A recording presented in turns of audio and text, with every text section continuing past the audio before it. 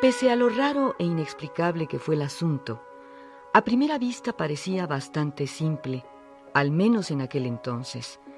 Pero con el paso de los años, y debido a que aparentemente no hubo un solo testigo de lo que sucedió, salvo la propia Sarah Claiborne, las versiones se han vuelto tan ridículamente inexactas que hoy me parece necesario que alguien relacionado íntimamente con la protagonista del caso dé a conocer los hechos tal y como mi prima Sarah me lo fue contando a lo largo de estos años y conforme iba recordándolo en todos sus detalles. Es así que refiero aquí, lo más sencillamente posible, el resumen de las varias conversaciones que he sostenido con Sarah Claiborne sobre lo ocurrido durante aquel misterioso fin de semana en que se celebraban el Día de Todas las Almas y el de Difuntos.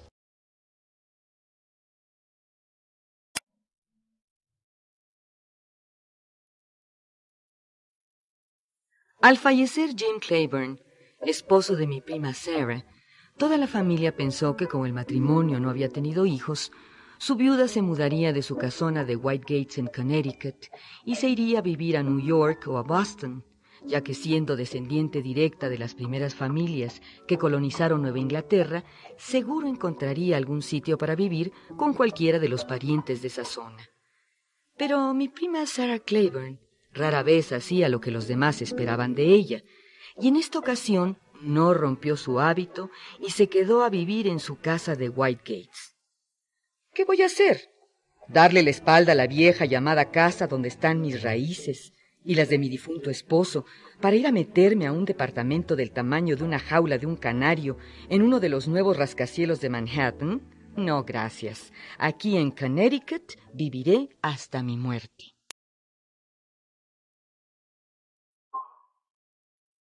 La casa de mi prima Sarah en White Gates era una enorme casa, pero muy agradable y acogedora, sobre una colina que dominaba las sinuosidades de los caminos de Connecticut. Pero estaba a 5 o 6 millas del pueblo más próximo, y su situación había parecido muy remota para los prestadores de servicios domésticos de la época. Afortunadamente para Sarah, ella había heredado de su suegra, la antigua propietaria de la casa, 3 viejos criados que a su vez se ayudaban con otros más jóvenes de entre sus propios parientes. Todos ellos, personas encariñadas con la familia Claiborne, que por generaciones seguían compartiendo el mismo techo que sus patrones, sin el menor problema, y que mantenían el orden del servicio puntualmente.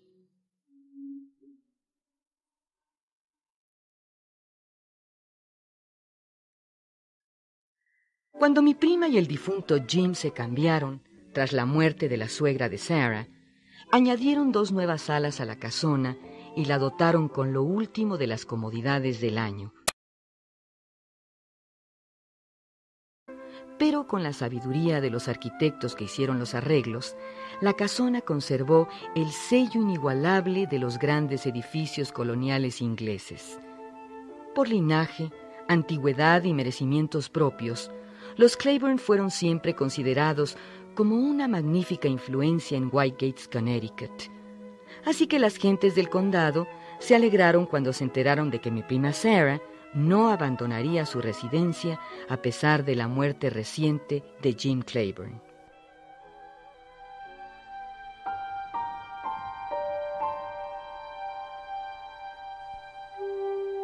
La mañana de aquel inexplicable fin de semana era día de todas las almas y vísperas de difuntos, y la primera vez que mi prima pasaba esas tristes fiestas sin su marido. Había amanecido haciendo mucho frío, y después de que cayera una copiosa aguanieve, brilló el sol, hecho que tentó a Sarah a salir. Ella era una aficionada andariega, y antes solía salir con su marido a pasear por los caminos cercanos a la casa, y eso fue lo que hizo en cuanto el día se despejó. Había efectuado su recorrido habitual por el bosque Shaker y estaba ya por el paseo de coches que conducía a su casa, cuando alcanzó en su camino a una mujer vestida muy sencillamente de blanco que iba en la misma dirección.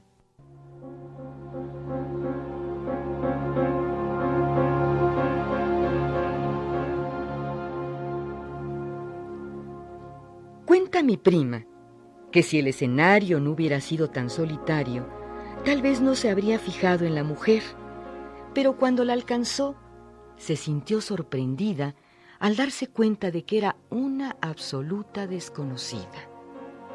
Mi prima se preciaba de conocer a señores y empleados de servicio de toda esa zona, que entonces la saludó y le preguntó si se dirigía a la casa.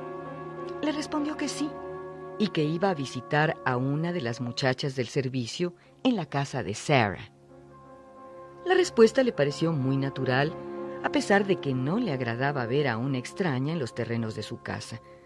Pero, en la medida en que ya no la volvió a ver, se olvidó de ella, sobre todo porque al llegar Sarah a la casa por la puerta principal, mientras la otra se dirigía a la del servicio, mi prima se torció el tobillo, resbaló en consecuencia y cayó sobre su pie, cuán larga era.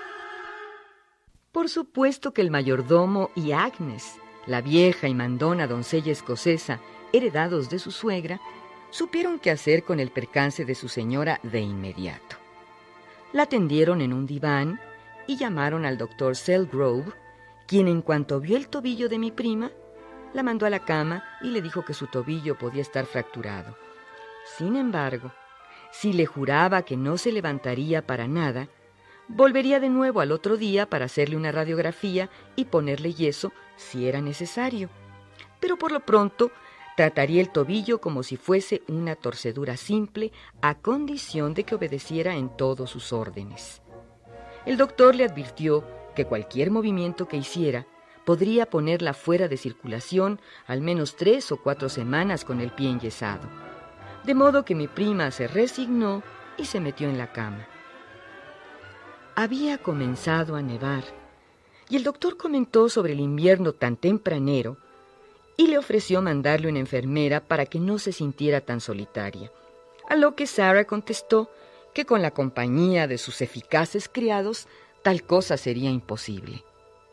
El doctor se marchó. Al principio, el pie no le había dolido demasiado, pero hacia las primeras horas del día de difuntos, las primeras de esa madrugada, Sarah empezó a sufrir y a padecer insomnio a causa del dolor. Antes de despedirse la noche anterior, Agnes, la vieja escocesa, había insistido en dejarle una bandeja con emparedados y un termo con té en caso de que sintiera hambre, pues se había negado a cenar. Como no quiso aceptar la comida en su recámara porque detestaba el olor de comida en las habitaciones de dormir, oyó cómo la terca de Agnes la había dejado detrás del biombo que cubría la puerta.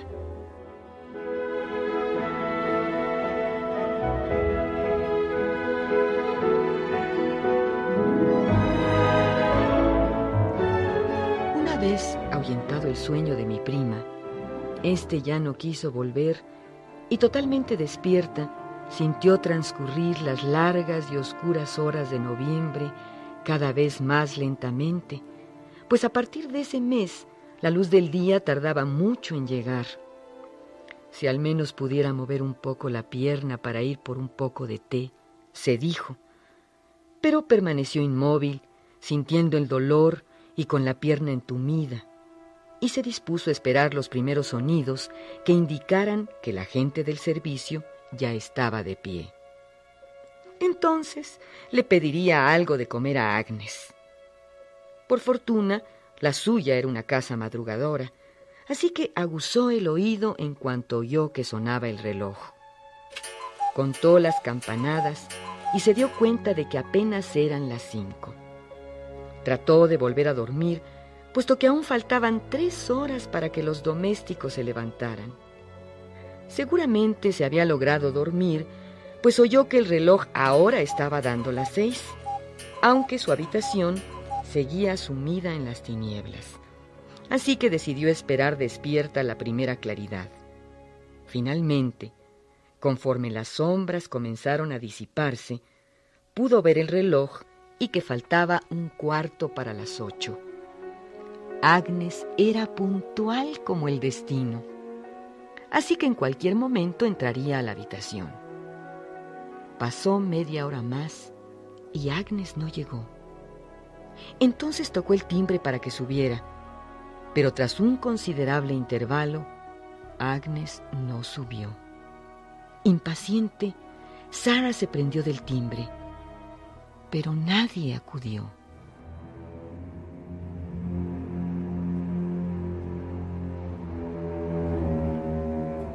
Sarah siguió esperando hasta que se dijo a sí misma: debe de haberse ido la luz.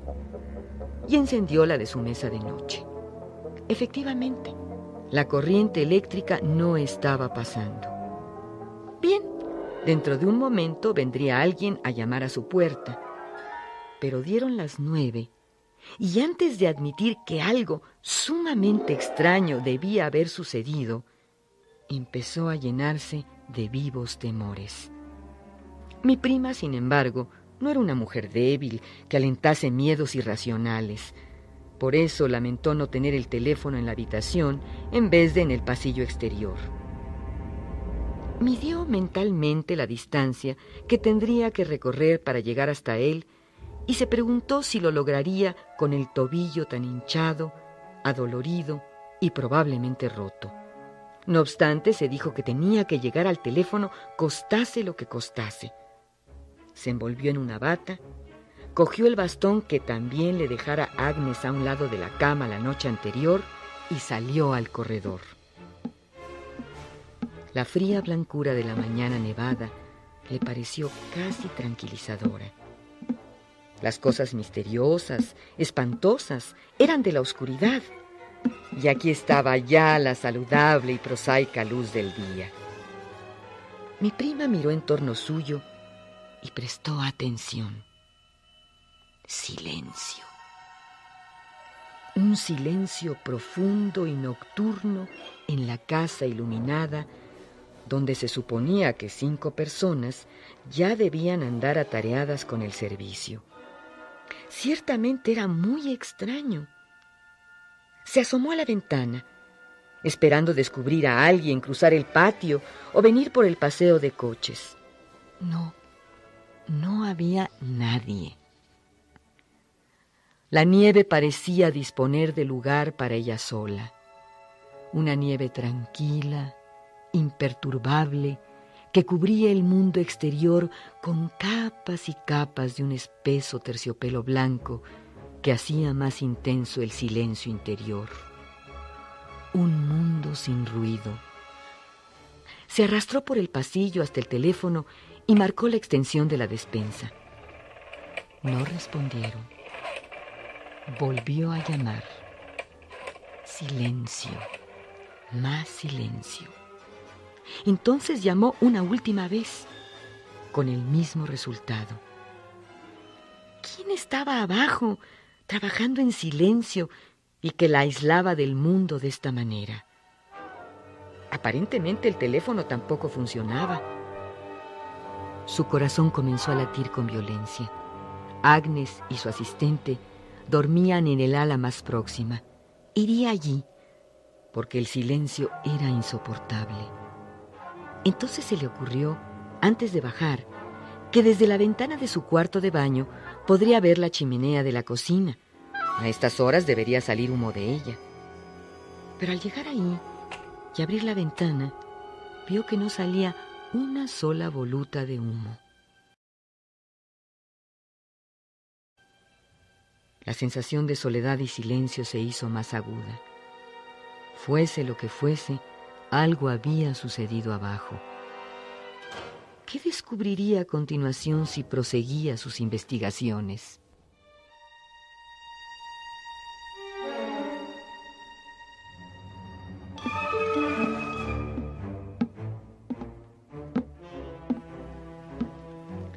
Recorrió el pasillo cojeando, y en el trayecto se dio cuenta de que la calefacción central estaba apagada y fría como una piedra.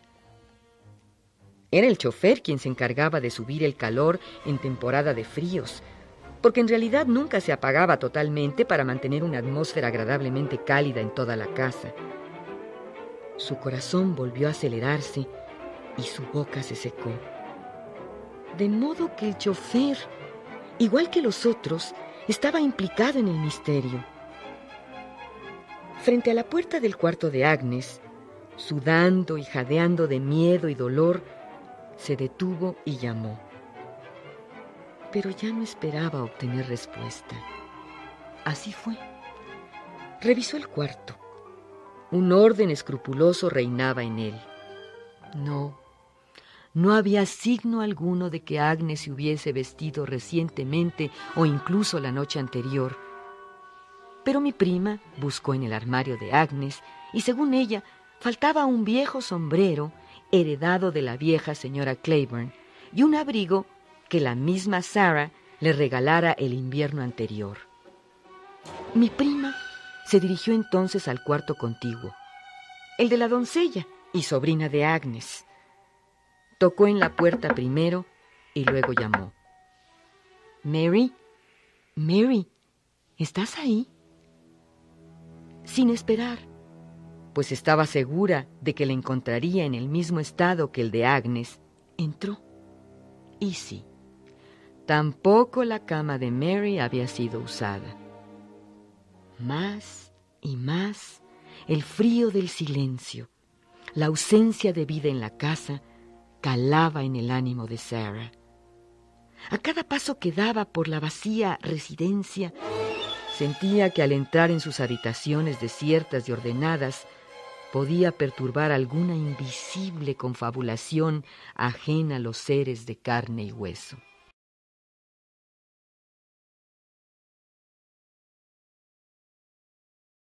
Nunca como ahora le había parecido tan grande su casa. La ancha escalera de roble había sido hermosamente pulimentada y tan resbaladiza era que tuvo que prenderse de la barandilla y dejarse deslizar peldaño tras peldaño.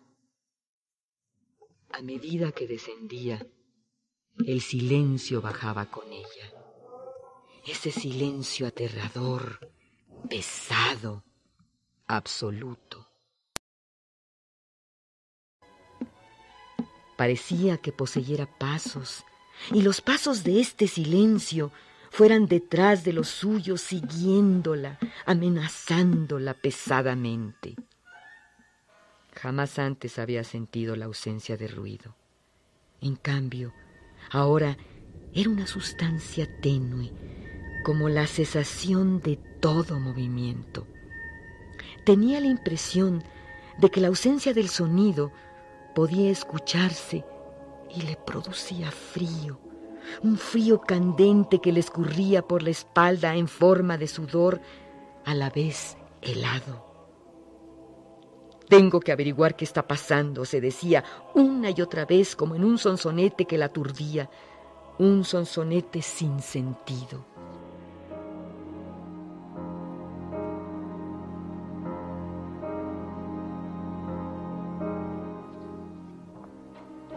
Habitación tras habitación del piso inferior las fue recorriendo todas. Y todas eran espacios vacíos, imperturbados, aislados del mundo y de la vida. Fue entonces cuando Sarah, no supo por qué, sintió que el secreto de todo aquello estaría en la cocina. Como pudo, exhausta por el dolor, aterida de frío y ofuscada por el miedo, se acercó a la cocina por el fregadero de atrás, cerca de las habitaciones del servicio. Ahí, ella lo sabía, siempre existió una grieta en la pared desde donde era posible observar la cocina sin ser vista. Entonces, aunque no podía ver, empezó a escuchar una voz.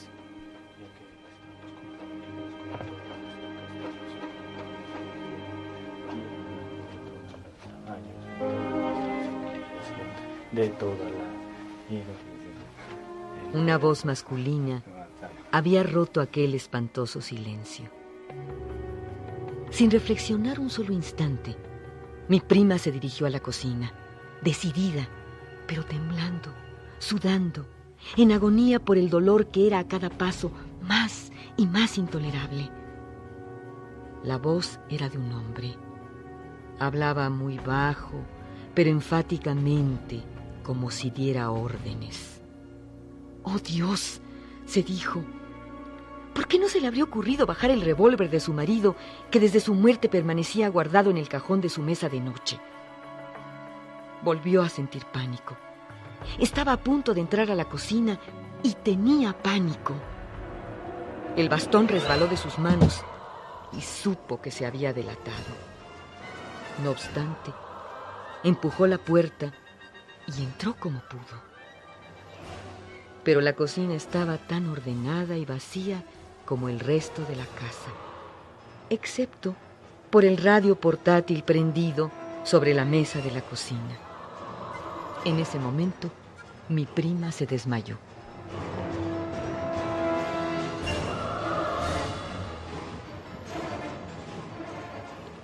Allí mismo, en la cocina, al volver en sí, Agnes y el doctor la levantaron del piso y la llevaron de nuevo a la cama.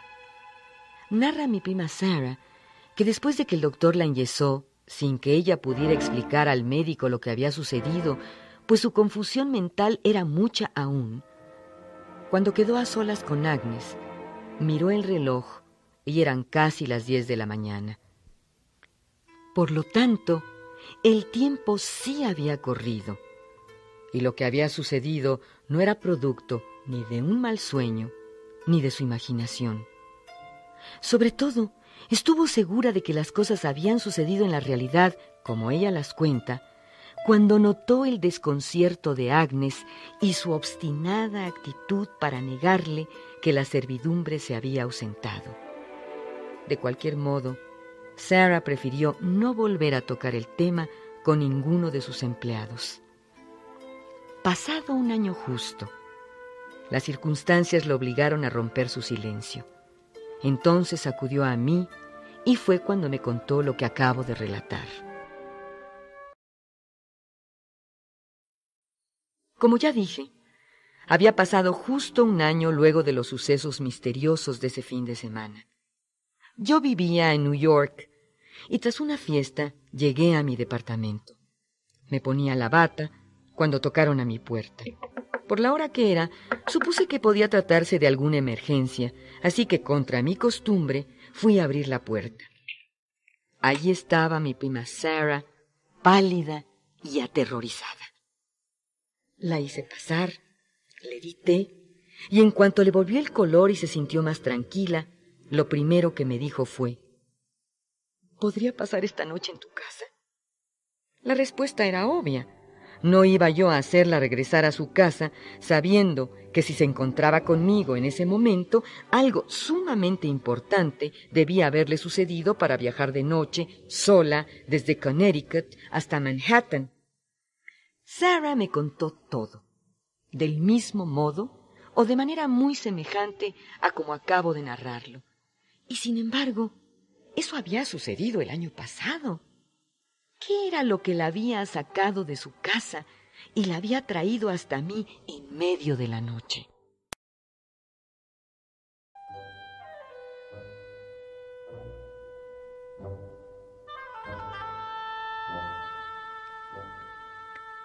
Es víspera de difuntos, dijo mi prima. Yo le tomé la mano y la apreté para darle ánimos. Había estado escribiendo cartas. En eso pasé toda la mañana, continuó.